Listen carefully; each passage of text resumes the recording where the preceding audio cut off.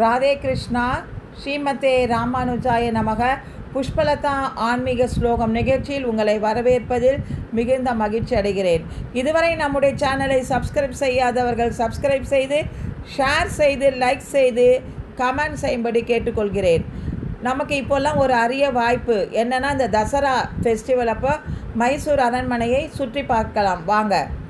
மைசூர் அரண்மனை, மைசூர் பேலஸ் அல்லது அம்பா விலாஸ் அப்படின்னு சொல்கிறாங்க. இது எங்கே இருக்குன்னு பார்த்தீங்கன்னா, இந்தியாவில் கர்நாடகா மாநிலம் மைசூரில் அமைந்துள்ள அரண்மனை. இது 1897ஆம் ஆண்டு அக்டோபர் மாதம் கட்ட துவங்கப்பட்டது.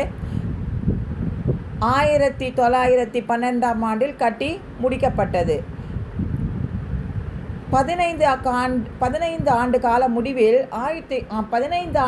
முடிவில் கட்டப்பட்ட இந்த அரண்மனைக்கு செலவு செய்த ரூபாய் 41,47,913 ரூபாய்.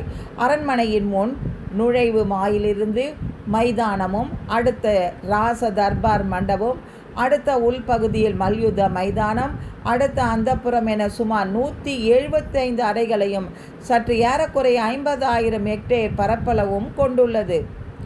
மைசூர் அரண்மனை தரை மட்டத்திலிருந்து கோபுரம் வரை 145 உயரமாகும்.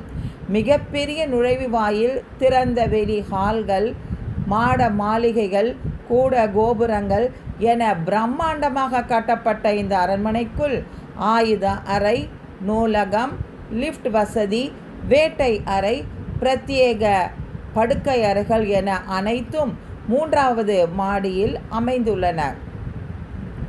அரண்மனையில் குவிமாடங்களில் கட்டடக்கலை பொதுவாக இந்தோ சரசிக் பாணி என விவரிக்கப்படுகிறது. இந்து, முகலாய, ராஜ்புத் மற்றும் கோதிக் பாணிகளின் கலவையாகும். இது பளிங்கு குவி மாடங்களை கொண்ட 3 மாடிக்கல் அமைப்பாகும். மேலும் 145 அடி 5 மாடி கோபுரத்தை கொண்டுள்ளது. அரண்மனை ஒரு பெரிய தோட்டத்தால் சூழப்பட்டுள்ளது. நுழைவு வாயில் மற்றும் வளைவு மைசூர் ராஜ்யத்தின் சின்னம் மற்றும் அடையாளம் ஆகியவற்றை கொண்டுள்ளது. முக்கிய வளாகம் 245 நீளமும் 156 அடி அகலமும் கொண்டது.